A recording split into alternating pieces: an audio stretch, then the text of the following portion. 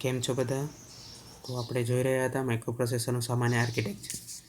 એની અંદર આપણે માઇક્રોપ્રોસેસરનો જે આપણે બ્લોક ડાયાગ્રામ છે એના મોટા ભાગના બ્લોક આપણે જોયા હતા, બરાબર.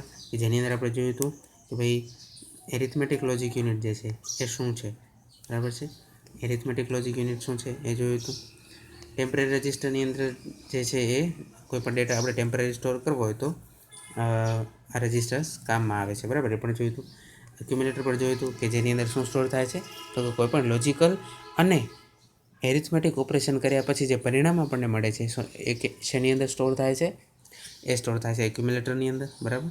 પછી જનરલ પર્પઝ રજિસ્ટર જોયા હતા. એ જનરલ પર્પઝ રજિસ્ટરની અંદર શું આવે, તો કે status register, program counter, stack counter, આ બધા જે છે એ જનરલ પર્પઝ રજિસ્ટરની અંદર જ આવે, બરાબર છે.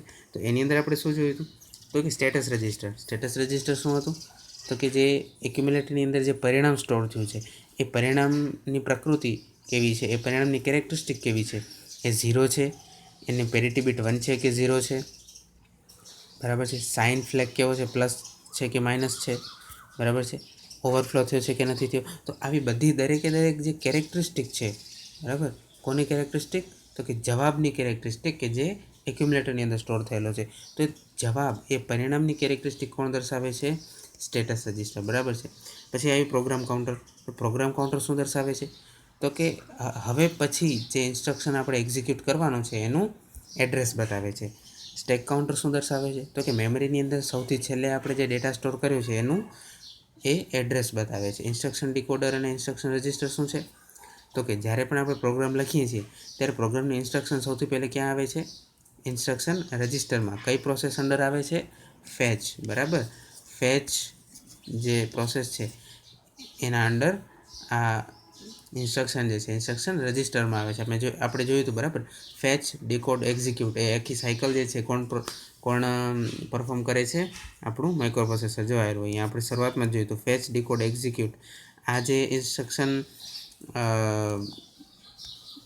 મેળવવું, ઇન્સ્ટ્રક્શન ડીકોડ કરવું અને ઇન્સ્ટ્રક્શન એક્ઝિક્યુટ કરવું, આ પ્રક્રિયા છે, બરાબર. ફેચ, ડીકોડ, એક્ઝિક્યુટ આ પ્રક્રિયા કોણ કરે છે, માઇક્રો પ્રોસેસર, અને સતત થતી રહેલી છે. તો ફેચ જ્યારે કરશે ઇન્સ્ટ્રક્શન ત્યારે સૌથી પહેલાં શેનામાં જશે, ઇન્સ્ટ્રક્શન રજિસ્ટરમાં. પછી ઇન્સ્ટ્રક્શન ડીકોડરની અંદર જશે એનો અર્થ કાઢવા માટે, બરાબર. ઇન્સ્ટ્રક્શન ફેચ તો કરી લીધી, બરાબર. ઇન્સ્ટ્રક્શન રજિસ્ટરમાં સ્ટોર પણ કરી, પણ હવે એનો અર્થ શું છે, તો અર્થ સમજવા માટે એ ક્યાં જશે, ઇન્સ્ટ્રક્શન ડીકોડરની અંદર જશે.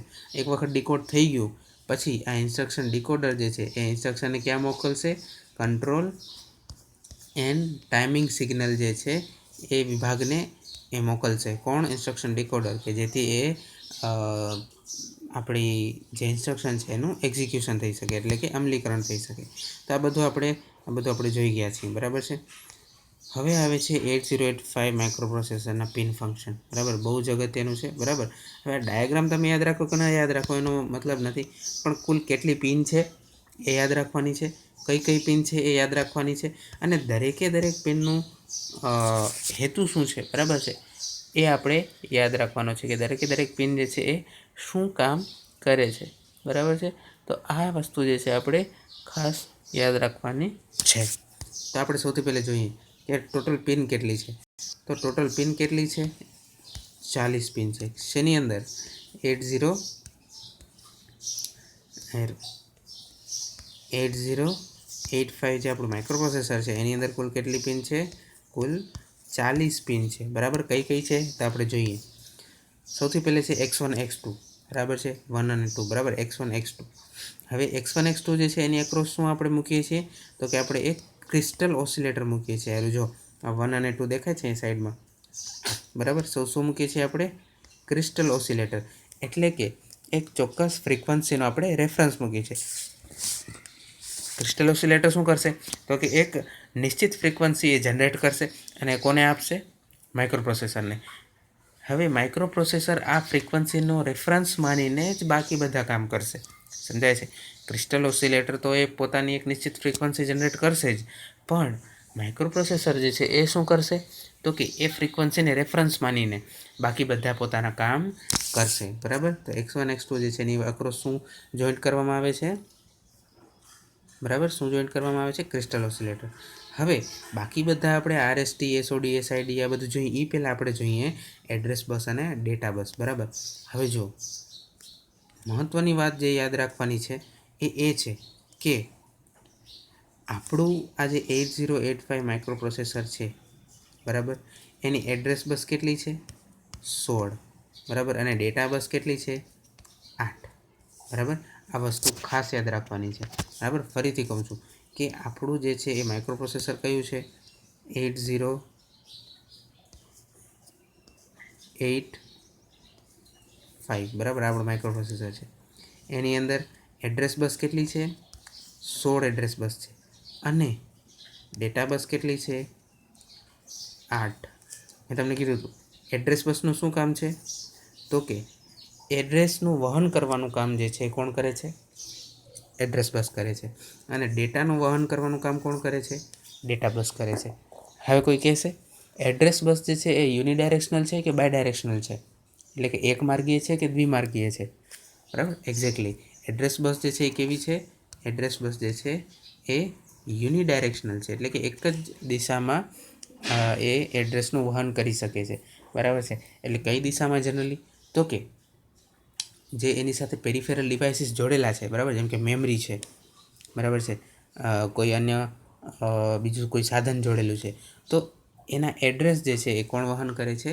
આ એડ્રેસ બસ. બરાબર. અને યુનિડાયરેક્શનલ એટલે કે એક જ દિશામાં એનું વહન કરે છે.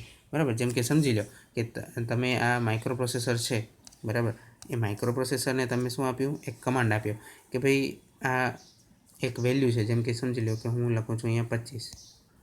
આ વેલ્યુને મારે મેમરીમાં સ્ટોર કરવી છે. બરાબર. હવે તમને ખબર છે કે ભાઈ માઇક્રો પ્રોસેસર છે એટલે એની સાથે મેમરી અંદર તો હશે નહીં. બરાબર. માઇક્રો પ્રોસેસરની અંદર મેમરી ઇનબિલ્ટ નથી હોતી. એની સાથે અલગથી જે છે આપણે શું જોડવી પડે છે? મેમરીને આપણે જોડવી પડે છે. બરાબર. તો હવે તમે એમ કીધું કે ભાઈ આ 25 જે છે, બરાબર, એને શું કરો? તો કે 25ને જે છે એ મેમરીમાં સ્ટોર કરો. બરાબર. મેમરીની અંદર મારે 25ને સ્ટોર કરવા છે. બરાબર. તો હવે શું કરશે? હવે માઇક્રો પ્રોસેસર શું કરશે? તો કે સૌથી પહેલે તો જે છે એ મેમરીને એડ્રેસ મોકલશે. કોણ? Micro processor. બરાબર. માઇક્રો પ્રોસેસર જે છે એ મેમરીને એડ્રેસ મોકલશે.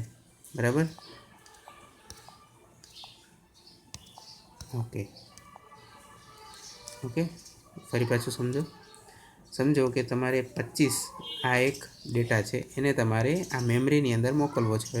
મેં તમને કીધું એ પ્રમાણે મેમરી એક્સટર્નલી કનેક્ટ કરવી પડશે, એટલે કે ઇનબિલ્ટ મેમરી હોતી નથી માઇક્રો પ્રોસેસરમાં. હવે આ 25ને તમારે આ મેમરીની અંદર મોકલવી છે, તો સૌથી પહેલાં તો શું કરવું પડશે? સૌથી પહેલે તો આપણે માઇક્રો પ્રોસેસરને એડ્રેસ આપવું પડશે કે ભાઈ કયા એડ્રેસ ઉપર તમારે આ 25ને સ્ટોર કરાવવું છે. તો માઇક્રો પ્રોસેસર શું કરશે? પોતાની જે 18 એડ્રેસ બસ છે, બરાબર, જે AD0થી લઈને AD15, બરાબર, AD0થી લઈને AD15 આ જે 16 એડ્રેસ બસ છે એની ઉપર શું કરશે? તો કે મેમરીના જે લોકેશન ઉપર તમારે આ 25 જે છે એ સ્ટોર કરવા છે એ લોકેશનને મેમરીને મોકલશે. બરાબર છે કે ભાઈ આ લોકેશન ઉપર હવે 25 સ્ટોર થવા માટે આવી રહ્યું છે એવું મેમરીને કહેવા માટે. બરાબર છે. ફરી પાછું સાંભળો શું કહું છું કે 25 તમારે સ્ટોર કરવા છે, પણ ક્યાં સ્ટોર કરવા છે એ પણ કહેવું પડશે ને. બરાબર છે. તો 25 જ્યાં સ્ટોર કરવા છે એ છે એડ્રેસ, મેમરીનું એડ્રેસ. તો સૌથી પહેલાં આ માઇક્રો પ્રોસેસર શું કરશે? તો કે એ એડ્રેસ જે છે, બરાબર, એ આ મેમરીને મોકલશે કે ભાઈ આ એડ્રેસ ઉપર આ 25 જે ડેટા છે એ આવી રહ્યો છે, એટલે તૈયાર રહેવાનું. બરાબર. એટલે મેમરી જે છે એ એડ્રેસ બ્લોક સાથે તૈયાર રહેશે. બરાબર. તૈયાર રહેશે. બરાબર. એટલે એડ્રેસ જે છે સૌથી પહેલાં શું થશે? તો કે એડ્રેસનું વહન થશે. ક્યાંથી ક્યાં એડ્રેસનું વહન થયું? તો કે માઇક્રો પ્રોસેસરથી મેમરીમાં. બરાબર. માઇક્રો પ્રોસેસરથી મેમરી તરફ એક જ દિશામાં થયું કે નહીં? બરાબર. હવે જેવું મેમરીને એડ્રેસ મળી ગયું કે ભાઈ આ એડ્રેસ ઉપર મારે 25 સ્ટોર કરવાનો છે, એટલે હવે તો ડેટા જોઈશે. તો હવે શું કરશે? માઇક્રો પ્રોસેસર જે છે શું કરશે? પોતાનો ડેટા જે છે એ મોકલશે. બરાબર છે. સમજાણું? એટલે 25 જે છે અંદર સ્ટોર થઈ જશે. હવે તમને પ્રશ્ન થશે, પણ એડ્રેસ પણ આપણે એક જ ડાયરેક્શનમાં મોકલ્યું, બરાબર, અને ડેટા પણ એક જ ડાયરેક્શનમાં મોકલ્યું, તો પછી ડેટા બસ બાય ડાયરેક્શનલ શું કામ છે? બરાબર. એડ્રેસ તો ચાલો સમજ્યા કે ભાઈ એને તો આપણે માઇક્રો પ્રોસેસરથી મેમરી સુધી જ મોકલવાનું છે, કારણ કે એડ્રેસ જ મેમરી પાસે હોય. બરાબર. માઇક્રોપ્રોસેસર પાસે કાંઈ કોઈ એડ્રેસ ના હોય, જેની પાસે એડ્રેસ હોય એની પાસેથી જ મંગાય ને. એટલે મેમરી પાસે એડ્રેસ છે તો એની પાસેથી આપણે એડ્રેસ માંગીએ છીએ. પણ ડેટા યુનિડાયરેક્શનલ છે શું? નથી. બરાબર. ડેટા બાય ડાયરેક્શનલ છે. હવે સમજો કે તમને ભવિષ્યમાં એમ થયું કે ભાઈ જે મેં ડેટા સ્ટોર કર્યો હતો ને આ એડ્રેસ ઉપર, બરાબર. એડ્રેસને હું કંઈક નામ આપી દઉં છું, બરાબર. એડ્રેસને હું નામ આપું છું એડ્રેસ A1, બરાબર. તો તમે જે એડ્રેસ A1 ઉપર જે ડેટા સ્ટોર કર્યો છે ને એ તમને પાછો જોઈએ છે. તો હવે તમે શું કરશો? તો કે માઇક્રોપ્રોસેસરને ફરી પાછું તમે A1 એડ્રેસ આપશો અને કહેશો કે મેમરીને જઈને આ A1 એડ્રેસ આપી આવો અને કહો કે આ એડ્રેસ ઉપર જે ડેટા છે ને એ હવે મને પાછો જોઈએ છે. એટલે બરાબર. એટલે આપણે શું કરશું તો કે આ A1 એડ્રેસ જે છે એ મેમરીને ફરી પાછું મોકલશું અને હવે મેમરીને શું કહેશું કે હવે અમારે રાઇટ નથી કરવી, બરાબર. હવે અમારે વેલ્યુને રાઇટ નથી કરવી પણ વેલ્યુને હવે રીડ કરવી છે. જે વેલ્યુ અમે પહેલે સ્ટોર કરી હતી એને હવે રીડ કરશું, રાઇટ નહીં કરીએ. એટલે મેમરી શું કહેશે, કાંઈ વાંધો નહીં, તમને રાઇટ નથી કરવી તો હવે રીડ કરો. તો રીડ કરશું ત્યારે શું થશે? રીડ કરશું ત્યારે એ ડેટા જે છે મેમરીમાંથી માઇક્રોપ્રોસેસરમાં ફરી પાછો આવશે. એટલે સમજાય છે કે એડ્રેસ બસ તો યુનિડાયરેક્શનલ જ છે પણ ડેટા બસ જે છે એ કેવી છે? બાય ડાયરેક્શનલ છે, બરાબર. તો આ ખાસ સમજવાની વાત છે, બરાબર. તો એડ્રેસ બસ જે છે કેટલી છે? 16 છે. કેટલી છે? જો અહીંયા AD01 લઈને A15 સુધી, બરાબર. તમે ગણશો તો 0 1 2 3 4 5 લઈને 15 સુધી ગણશો ને એટલે ટોટલ 16 લાઇન્સ થશે, બરાબર. 0 થી 15 એટલે 16 લાઇન્સ. હવે એની અંદર તમને અહીંયા દેખાશે કે AD0 લઈને AD7 જે છે ને એ કંઈક અલગ રીતે દર્શાવેલી છે, બરાબર. બરાબર. AD0 લઈને AD7 જે છે કંઈક અલગ રીતે દર્શાવેલી છે. તમે અહીંયા જોઈ શકશો કે આપણે જે AD8 લઈને AD15 જે AD નથી પણ ખાલી એ છે, એ 8 લઈને A15 જે છે ને એમાં ખાલી એ જ છે, એટલે કે એડ્રેસનો એ છે. પણ જ્યારે AD0 લઈને AD7ની અંદર છે ને એ પણ છે અને ડી પણ છે. એનો અર્થ શું થયો તો સમજો. AD0 લઈને AD7 જે છે ને એ મલ્ટીપ્લેક્સ્ડ લાઇન કહેવાય, બરાબર. જો અહીંયા લખેલું છે મલ્ટીપ્લેક્સ એડ્રેસ ડેટા બસ. કઈ તો કે AD0 થી AD7 સુધી, બરાબર. AD0 થી AD7 સુધી જે બસીસ છે એ કેવી છે? મલ્ટીપ્લેક્સ્ડ એડ્રેસ ડેટા બસ છે.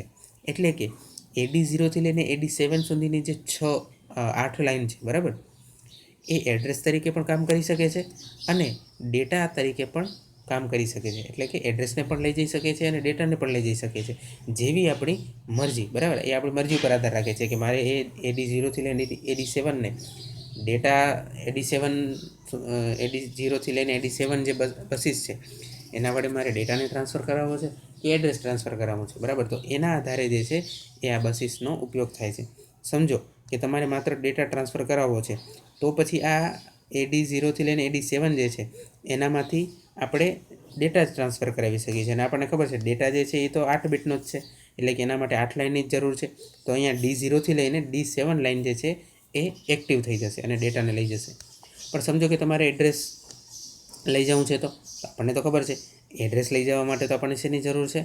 16 બસની જરૂર છે.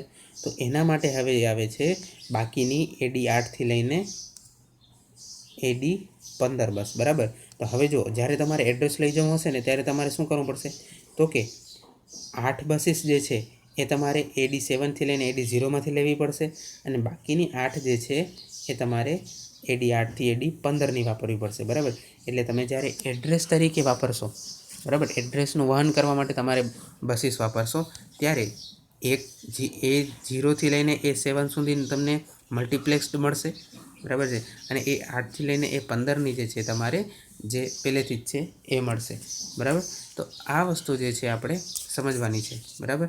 અને આવી રીતનું મલ્ટીપ્લેક્સ આપણે શા માટે કર્યું છે? આવી રીતનું એડ્રેસ અને ડેટા બસનું મલ્ટિપ્લિકેશન શા માટે કર્યું છે? બરાબર. શા માટે? તો કે સ્પેસ બચે, બરાબર. નહીં તો તમે સમજો કે બીજી હજી એક્સ્ટ્રા 8 લાઇન આપણે આનામાં મૂકવી પડત અને જે IC છે એ 40ની જગ્યાએ 48 પિનની થઈ જાત, બરાબર. એટલા માટે આપણે મલ્ટીપ્લેક્સ્ડ કરી છે, બરાબર, એડ્રેસ અને ડેટા બસને. તો સમજાણું, બરાબર. છેલ્લે સમરીમાં કહી દઉં કે AD0 જે છે, બરાબર, AD0 લઈને AD7 એ એડ્રેસ અને ડેટા બસ 2 તરીકે કામ કરશે અને AD8 લઈને AD15 જે છે એ માત્ર એડ્રેસ બસ તરીકે કામ કરશે. જ્યારે ડેટાની જરૂર પડશે આપણને ત્યારે D0 થી D7 કામ આવશે. જ્યારે એડ્રેસની જરૂર પડશે ત્યારે A0 થી A7 અને સાથે સાથે A8 થી A15 પણ ઉપયોગમાં લેવાશે. બરાબર, તો આ હતું આપણું આજનું સેશન. બરાબર, જેની અંદર આપણે જે બેઝિક માહિતી આપણે જોઈ. બરાબર, નેક્સ્ટ લેક્ચરમાં આપણે દરેકે દરેક પિનના ફંક્શન જે છે આપણે જોશું. બરાબર છે.